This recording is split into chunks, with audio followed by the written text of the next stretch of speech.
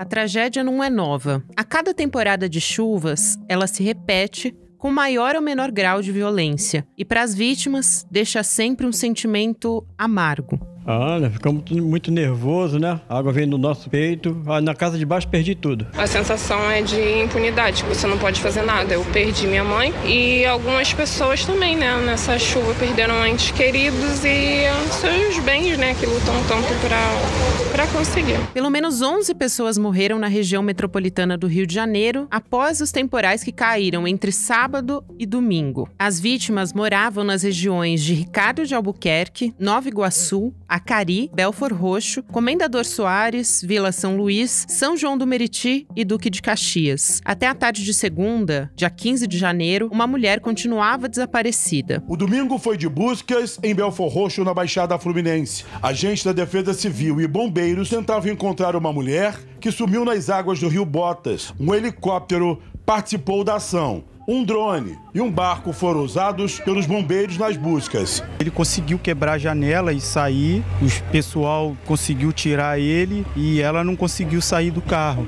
O prefeito da capital fluminense, Eduardo Paes, chegou a decretar a situação de emergência na cidade. E o governador do Rio, Cláudio Castro, interrompeu a contragosto as férias nos Estados Unidos. Nós não temos nenhum posicionamento das autoridades competentes, nem mesmo para entender o que está acontecendo. Ao se olhar para o mapa da tragédia, não é difícil notar que as enchentes afetaram mais as regiões pobres da cidade, na Zona Norte. A ministra da Igualdade Racial, Aniele Franco, ressaltou que a cor da pele é outra coisa que as pessoas desses bairros têm em comum. Favelas e periferias são 15 vezes mais atingidas que outros bairros. Qual é a cor da maioria das pessoas que moram nos bairros e periferias, que não têm árvores, com um sistema de escoamento de chuva e saneamento precário, com moradia que não é digna?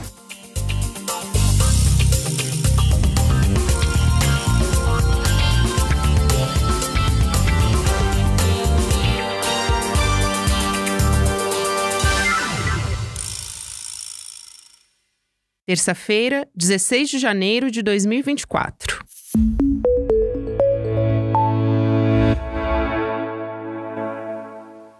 Oi, seja muito bem-vindo, seja muito bem-vinda. Eu sou a Gabriela Varela, esse é o Videocast em Detalhes, aqui sempre com um convidado ou uma convidada. Você já sabe, a gente analisa uma temática ou uma notícia importante do momento. A gente vai falar sobre as chuvas no Rio de Janeiro. Eu converso com a jornalista Luísa Souto, é roteirista, pesquisadora, ela é atualmente editora no G-Show, mas ela é repórter nascida e criada em Irajá, que é a zona norte do Rio de Janeiro, um dos bairros mais atingidos pelas chuvas, inclusive. Luísa, obrigada por aceitar nosso convite. Seja muito bem-vinda aqui ao ICL ou em Detalhes também, querida. Obrigada, sempre um prazer falar com você. Lu, a gente está conversando, para quem nos acompanha, ter a ideia, né? Porque a situação está sendo atualizada quase que minuto a minuto sobre as chuvas no Rio. A gente está gravando, então, na tarde do dia 15 de janeiro, então segunda-feira. Eu queria te ouvir sobre as confirmações que a gente tem até o momento, quais foram as circunstâncias dessas mortes, os bairros, as regiões, né, as cidades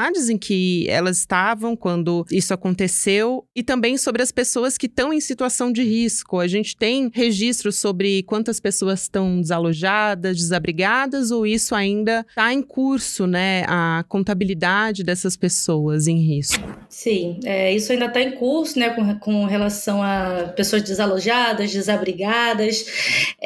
Até agora o que a gente tem, número de vítimas fatais na tarde dessa segunda-feira, foram confirmados 12 óbitos, a maioria na Baixada Fluminense, que sempre é a região mais atingida pelas chuvas quando ocorrem, né, em todo o estado do Rio de Janeiro. Então, a gente teve 3 em São João de Meriti, a gente teve 2 mortes em Duque de Caxias, 2 em Nova Iguaçu, uma em Belford Roxo, e aí as outras mortes foram na Zona Norte, Ricardo de Albuquerque, em Acari, Comendador Soares e o Morro da Pedreira em Costa Barros.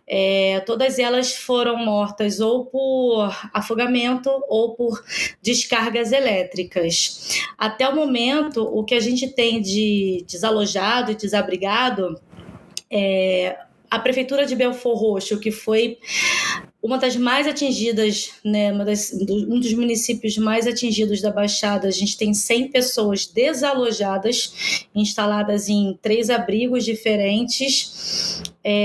Até o início agora da tarde de segunda-feira, mais de 30 horas depois, né, que começou a cair a chuva aqui, ainda tinha lugares alagados, pessoas sendo retiradas, né, ilhadas, sendo retiradas das casas. Em Nova Iguaçu também ainda tinha ruas alagadas, pessoas sendo abrigadas, sendo deslocadas para outros lugares, e tinha 15 desabrigados.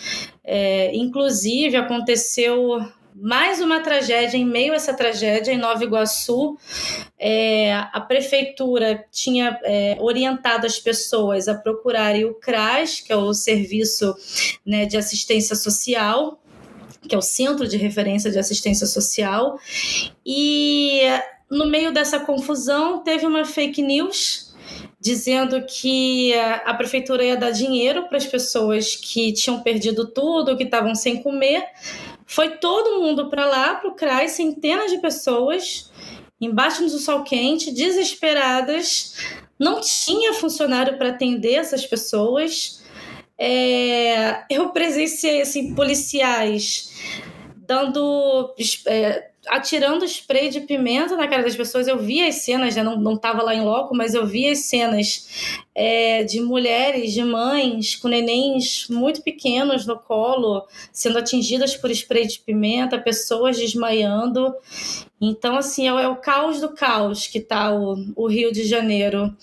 Geral, assim, as cenas são devastadoras, muito desespero, e infelizmente a gente tem que admitir que não é a primeira vez. O próprio prefeito, né, Eduardo Paes, prefeito da cidade do Rio, falou que infelizmente é comum, né, esse tipo de tragédia acontecer no verão. E a gente não vê efetivamente acontecendo nenhuma melhoria.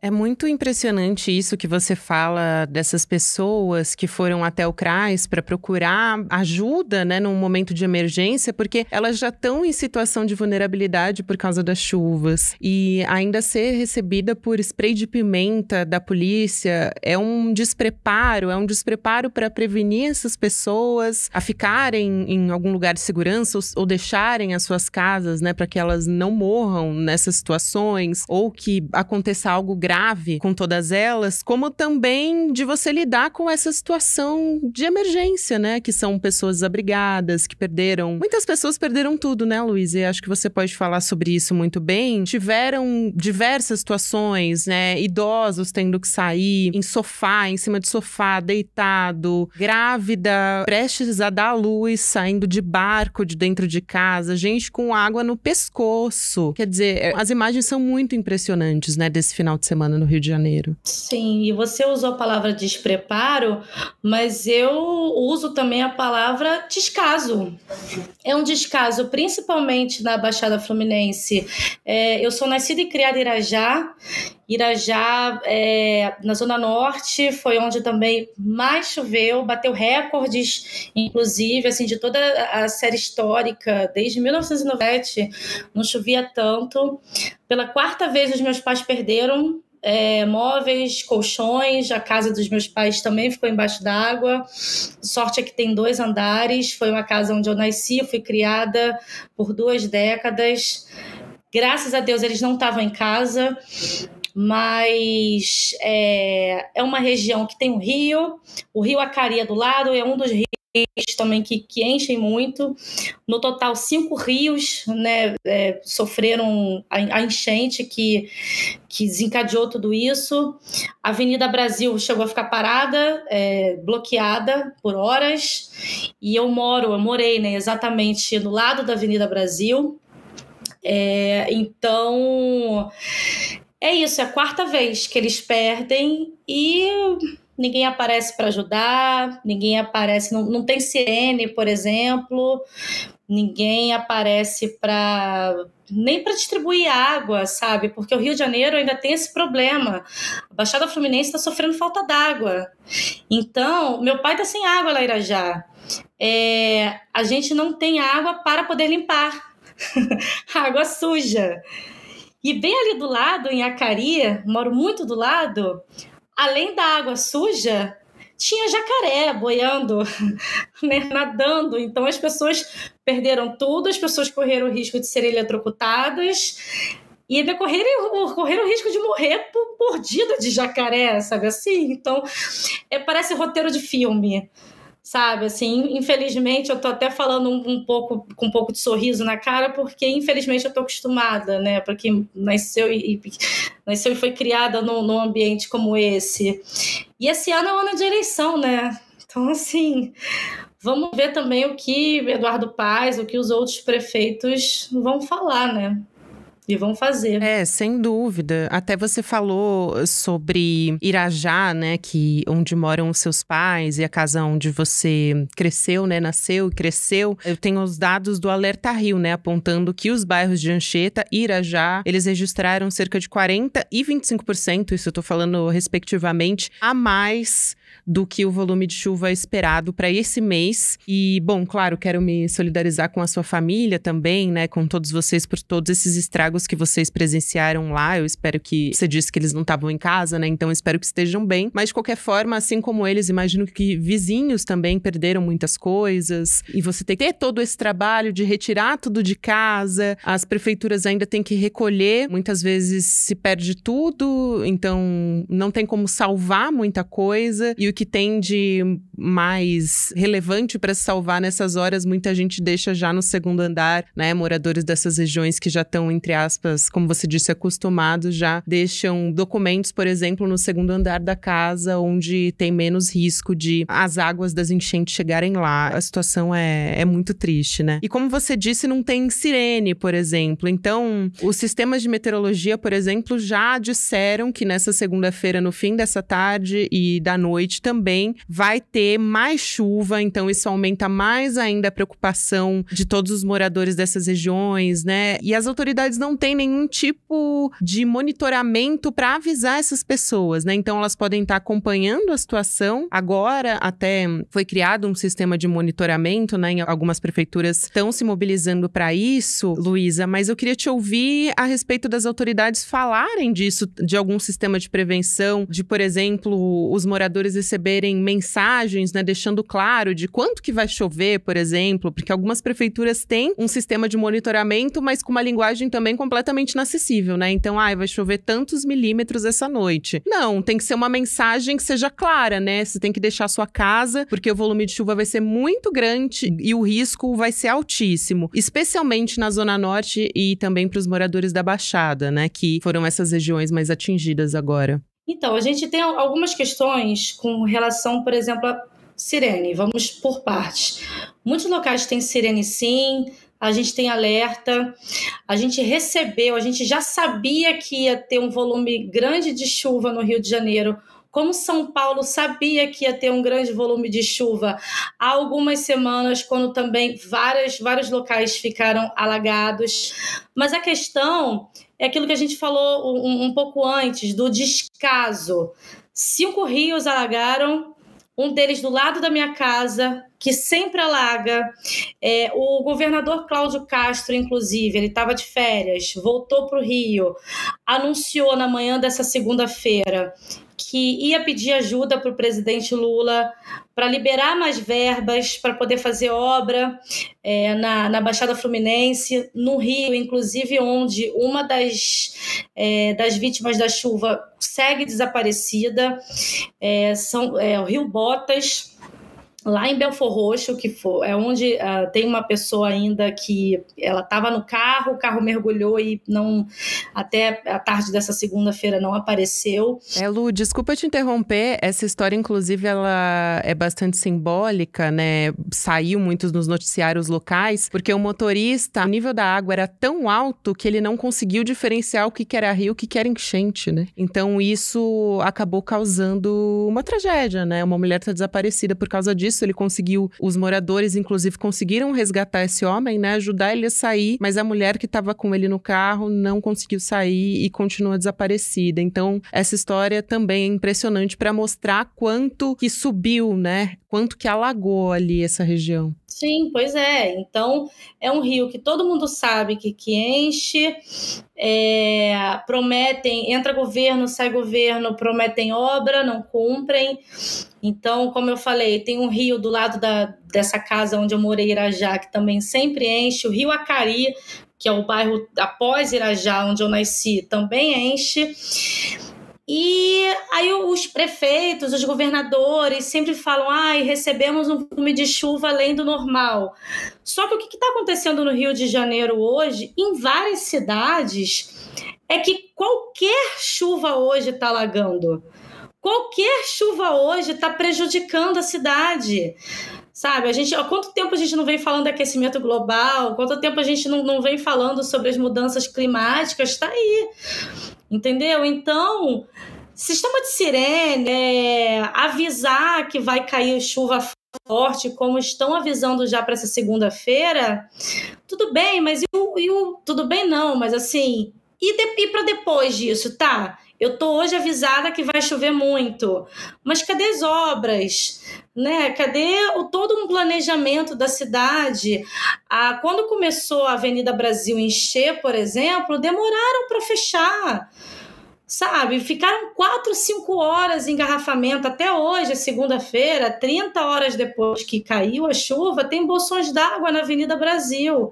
E a Avenida Brasil está há anos em reforma, em obra, desde Copa, quando prometeram BRT, Transolímpica e que não sei o quê. E a gente não vê melhoria, as coisas só pioram. Tá desesperador. É isso que você fala, é muito importante, porque a gente está vivendo um momento de urgência climática, já está acontecendo. Essa questão da chuva, já sabia disso há muito tempo, inclusive não só no Rio de Janeiro, aqui em São Paulo, todo ano, em época de verão, a gente tem chuvas, tem alagamentos, e o problema não são as chuvas, e sim a falta de preparo das prefeituras, enfim, do governo do estado para lidar com isso. Então, na semana passada também a gente teve um registro de uma morte em São Paulo, a gente teve registros de diversas árvores caídas e eu mesma presenciei uma na entrada de uma das maiores avenidas de São Paulo, da Avenida Paulista, que caiu em cima de carros, quer dizer, você pode cair em cima de pessoas, né? Quanta gente é prejudicada por conta disso, enfim, perde a vida por conta disso. Final do ano passado também conversei com uma repórter de Porto Alegre falando sobre as chuvas no Rio Grande do Sul e sobre como o solo não está preparado para o volume de chuvas e essa urgência climática que está atingindo todo o Brasil. Então, a gente precisa que as autoridades levem a sério toda essa questão. E falando nisso, o prefeito do Rio de Janeiro, o Eduardo Paes, ele mesmo disse que não existe surpresa nisso, né? Que era esperado mesmo, tradicionalmente no verão chove, foi isso que ele falou com todas as palavras, decretou situação de emergência na capital fluminense e daí, enquanto isso, nesse final de semana, o governador do Rio de Janeiro, Cláudio Castro, ele estava em férias na Disney e ele chegou a fazer uma postagem nas redes sociais dizendo, olha, eu tô coordenando as secretarias à distância. Chega a ser cômico também, né? A gente ri de nervoso quase, porque é quase que um governo EAD, né? Tô coordenando à distância. Aí depois, como pegou muito mal, ele falou, não, então, tô voltando, apagou a postagem nas redes sociais que ele tinha feito. E como é que tem sido a repercussão desde que ele embarcou e voltou para o Rio de Janeiro? Ele embarcou na noite de domingo, dia 14, e já chegou no Rio de Janeiro, já mobilizou ali o governo do estado para dar uma declaração. Como é que você vê essa decisão de férias num período crítico de chuvas, né? Como o próprio prefeito disse, já era esperado que isso fosse acontecer. Então, é um despreparo? O que é? Tudo isso junto? Tudo isso junto, assim, o Cláudio Castro, para mim, até hoje é uma grande incógnita. Os governos, né, os últimos governadores do Rio de Janeiro, a gente tem aí pelo menos 4 ou 5 que foram presos. O Cláudio Castro é muito ligado ao Sérgio Cabral, ao Witzel, que foi afastado. O vice, né, que estava, o governador em exercício, Thiago Pampolha, também cria de Sérgio Cabral, que foi preso no âmbito da Lava Jato. Então, assim, como o prefeito avisou, né, sempre chove nessa época do ano, ele resolve tirar férias, ele está aí sendo investigado por funcionários fantasmas, e fez o papel dele, de voltar, cumprir ali um papel protocolar, né, de se reunir com os secretários, fez uma coletiva de imprensa ressaltando que o Corpo de Bombeiros aumentou o efetivo, que é muito bem treinado, que tem um maquinário ótimo, equipamento, isso e aquilo, que vai pedir ajuda para o presidente Lula, que está esperando recurso para obras. Mas é isso, assim, de novo, Rio de Janeiro há muitos anos passa por isso. Eu tô com 39 anos. Eu já vivi algumas enchentes desde pequena. Nunca nada mudou. Entendeu? Então, a gente só assiste, né? Então, para mim, sinceramente, enquanto cidadã, Cláudio Castro hoje está na Disney e está em Irajá, para mim não faz muita diferença. Sabe, assim, as pessoas já não estão mais confiando, não estão mais acreditando que um dia a nossa geração vai ver alguma coisa efetivamente melhorar nesse sentido no Estado. Vamos ver, né? Ele chegou, inclusive, a dizer que solidariza, é o mínimo, né? Nesse caso, a postura de um governador de estado, dizer que se solidariza com as famílias que morreram na Grande Rio e essa pessoa que ainda continua desaparecida. Eu queria perguntar para você, antes de falar sobre a atuação do governo federal, como é que tem sido essas tratativas entre o governo do estado e as prefeituras com o presidente Lula e com o ministro dele, também ministros, na verdade, porque é um trabalho conjunto, mas queria te perguntar sobre a atuação do vice-governador do Rio de Janeiro, Thiago Pampolha, porque para muita gente ainda é um nome completamente desconhecido e ele é quem estava atuando como governador em exercício durante as férias do Cláudio Castro, inclusive chegou a dizer que o Cláudio Castro não precisava voltar, que as coisas estavam sob controle, que ele estava fazendo ali a contenção de tudo, né? O Pampolha muita gente não conhece, ele realmente é um político novo, mas de idade, ele já está há muito tempo aí na vida política, cria da Zona Oeste, que é uma área, inclusive, bem carente. Muitos bairros ali também sofrem muito com enchente. Em 2010, ele tinha 23 anos, ele foi dos deputados estaduais mais jovens votados assim, do Rio de Janeiro. Já foi secretário do Meio Ambiente, inclusive do Cláudio Castro, né, no primeiro governo do Cláudio Castro. Então, o que ele fez ali foi sobrevoar as áreas, tentar tranquilizar minimamente a população, tentar alertar, junto também ao prefeito Eduardo Paes, nas primeiras horas ali para as pessoas não saírem de casa, tentou fazer ali a ponte com os prefeitos, né, da Baixada. Então é isso, né, assim, é uma pessoa que, de novo, assim, ele fez o trabalho protocolar que tem que ser feito mesmo, mas é uma pessoa que, assim como Castro, assim como outros governadores do Rio, ele já foi investigado, por exemplo, por funcionário fantasma, por abuso de poder, né? Né? Ele tem ligações ali com Sérgio Cabral. Então, a gente está bem servido, né, de políticos, para não dizer outra coisa.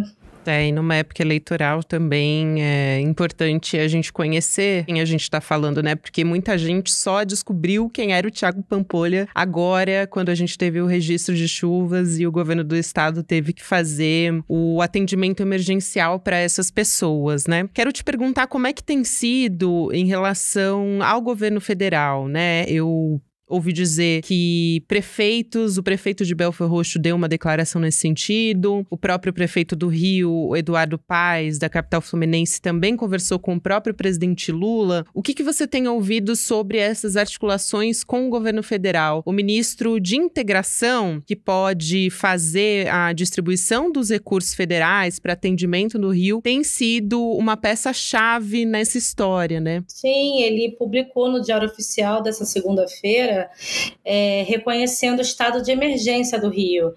E aí, quando você decreta um estado de emergência, é justamente para isso. Numa calamidade, você libera um orçamento extra, né, para obras, para melhorias, recursos, né, para medidas de contenção e também para ajudar a população desabrigada. Tem a questão do aluguel social, que provavelmente algumas dezenas, né, de pessoas vão precisar. Então, eles mesmos o ministro, né, a pasta já se mobilizou com relação a isso, tomou essa decisão e já está mandando, na verdade, recursos e está já em contato tanto com o prefeito como com o governador, enfim, com os políticos para poder ajudar. Tem uma outra questão que eu quero perguntar para você, Luiz, a respeito dos rios, porque você ressaltou aqui que foram 5 rios alagados e também, quando a gente estava fazendo aqui o combinado da nossa entrevista, foi um ponto que você quis ressaltar muito, que era como falta um sistema de escoamento eficiente em toda essa região. Então, queria te ouvir a respeito disso. O prefeito de Belford Roxo também ressaltou muito essa questão dos alagamentos em decorrência da falta de escoamento e de um sistema que sempre esteja ali fazendo a limpeza desses rios também, né? Sim, inclusive esse Rio Botas, que é o que mais recebeu, né, teve o maior volume de água, onde, de novo, né, tem uma mulher que estava num carro, caiu ali, ainda não foi encontrada. Ele está precisando de uma obra, o Cláudio Castro mencionou isso na coletiva dele mais cedo, da ordem de 3 bilhões, se eu não me engano, depois é bom até a gente checar, mas chega na casa dos bilhões essa obra para poder conter realmente, escoar, né, no caso, para poder escoar a água e não causar mais tantos transtornos. E foi esse recurso, inclusive, que o governo federal está tentando levantar e vai ver como viabiliza para começar essa obra.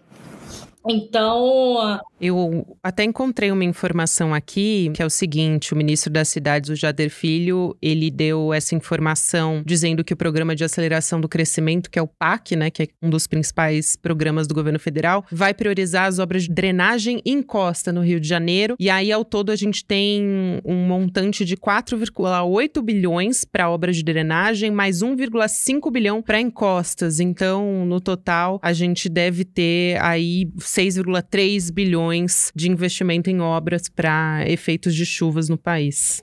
Vamos ver, né? Porque vale lembrar que há 2 anos, e eu estava lá, a gente teve 238 pessoas mortas, se eu não me engano, mas foram mais de 230 pessoas na região serrana por causa de fortes chuvas. E até hoje, o que eu sei, até das pessoas que eu conheci lá, quando eu fui fazer essa cobertura, é que elas voltaram para o lugar, né, que desabou e levantaram novas casas. Na época, Cláudio Castro foi lá, também prometeu verba, também prometeu obras de contenção.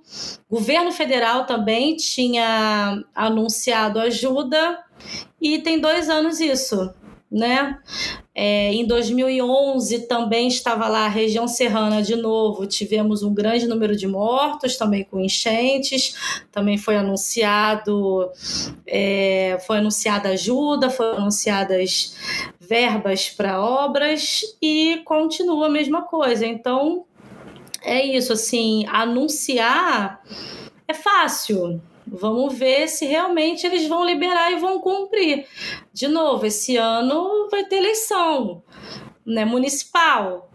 Mas vamos ver. Ainda que seja por esses meios, né, por conta das eleições municipais, a gente precisa que sejam investidos recursos, ainda que sejam por questões para fins de voto. A gente precisa que isso seja feito, né? Então, a gente vai continuar acompanhando. Antes da gente encerrar, eu queria te perguntar a respeito da situação de momento nos sistemas de transporte, água, energia. Como é que está a situação também no Rio nesse momento? Com relação à água, tem bairros da Baixada que estão sem água.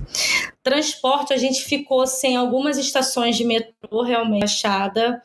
a água invadiu, né, as estações, não tinha como, mas já está normalizada, a Avenida Brasil está normalizada, energia também, mas o problema maior nesse sentido está sendo a falta d'água. As pessoas, além de terem passado por tudo isso, né, que não deixa de ser um trauma, ainda estão sem água, em muitos lugares sem energia também. Pelo que eu vi, o transporte público, o metrô estava funcionando normalmente, mas os trens ainda não estavam em 100% do efetivo, né? Então, mais uma dificuldade também para quem mora no Rio de Janeiro e precisa se deslocar, né? As pessoas trabalham, tem que chegar, tem que se deslocar de um lugar para o outro, então não tem jeito. Lu, quero te agradecer muito por ter aceitado participar aqui do Em Detalhes. É um prazer te receber aqui. E também deixo mais uma vez meu apoio para a sua família e também para todas as pessoas do Rio de Janeiro que estão sendo afetadas nesse momento, né? A gente solidariza muito com toda essa situação. E já estão sendo mobilizados também alguns espaços para doação, né? Defesa Civil, ONGs também, mas é importante que a gente tenha ações diretas do poder público para resolver isso a médio e a longo prazo, né?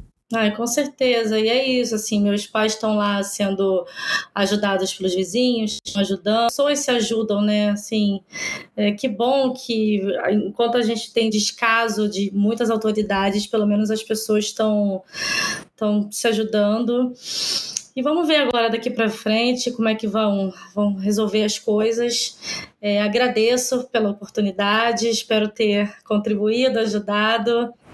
Pode contar comigo. Com certeza, Lu. Um beijo pra você e até uma próxima. Todo o nosso apoio aí pra vocês. Obrigada. Até mais. O Videocast em Detalhes fica por aqui. O próximo episódio vai ao ar às 10h30 da manhã, ao vivo no YouTube, por onde você acompanha toda a nossa programação. Obrigada a você que me acompanhou até aqui e até amanhã. Eu, Gabriela Varela, faço a apresentação e a coordenação do Videocast em Detalhes. O roteiro é feito por mim e pela Ana Carolina Navarro. A direção técnica de gravação é de Guilherme Bessa, Bianca Pasquim e Caio Marinato. A coordenação de transmissão é de Malu Pessoa, Leonardo Salles e Giovanni Nino. A operação de áudio é de Igor Santana e Denis Williams. A direção de imagem do Gabriel Vento. A produção é da Elô Macrini. A vinheta original é de Caio Marinato. A edição de áudio e sonorização são de César Degani. A direção de mídias sociais é de Joema Martins. E a direção de arte é de Stella Spironelli. A coordenação de artes gráficas de Isabela Chiara. A direção de programação é de Maurício Arruda. E a produção executiva de Eduardo Moreira e Rafael Donatiello. Este episódio usou áudios de TV Globo, SBT News e redes sociais da ministra Aniele Franco.